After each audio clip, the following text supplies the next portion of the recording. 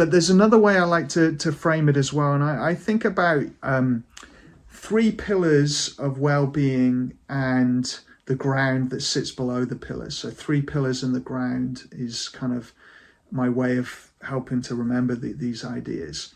And so we'll talk about these three pillars and the ground, and then hopefully start to think about how you can use them, how they might be useful. So the first pillar is a connection to meaning and purpose. If we feel our life is meaningful and we have a purpose, we can bear a lot of distress and pain. And you just need to look through history to see examples of this. You know, we talked before about Viktor Frankl in Auschwitz, and what he saw in that horrendous environment was the people who survived were the people who had meaning and purpose, connection. You know, other people like Nelson Mandela, Gandhi, all these sorts of people who've lived through really difficult times were connected to, you know, what was meaningful about what they were doing in their actions, and what the purpose was, what the long-term meaningful goal was behind what they were doing.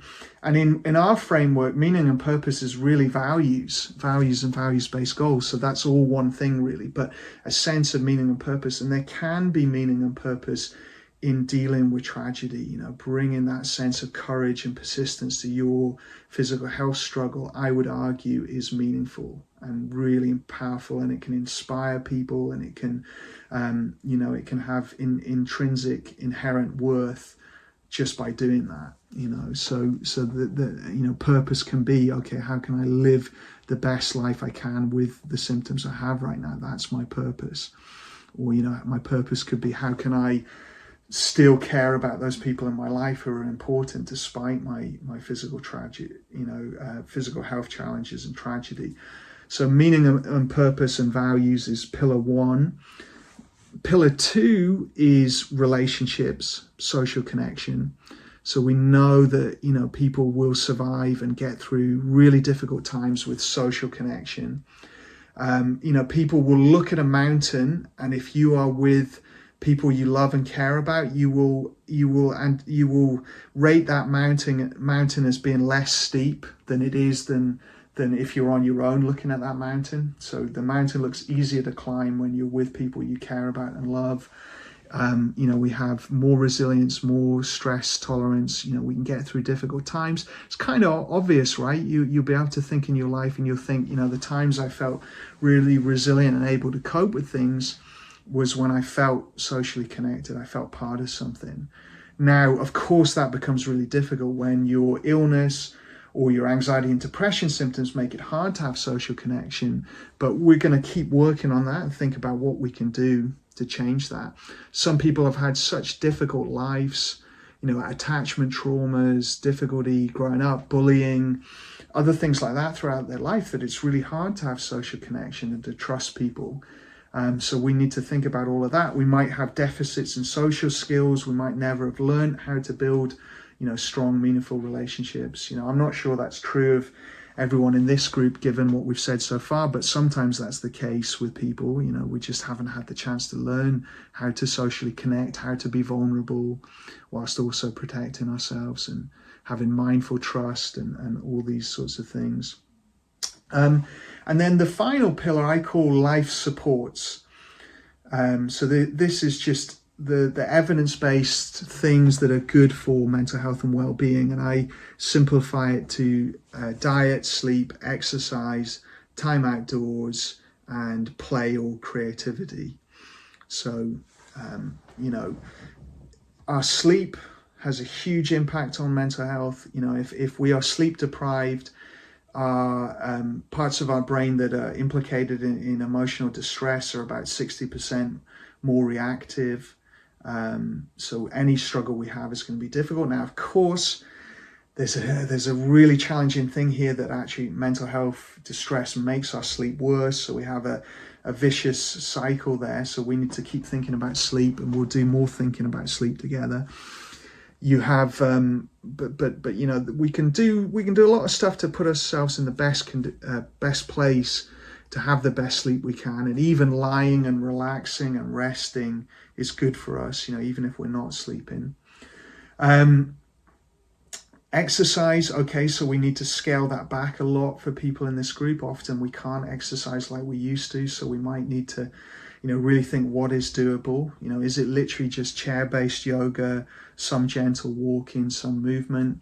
Can we do more than that? Can we get on an exercise bike or do a little bit more?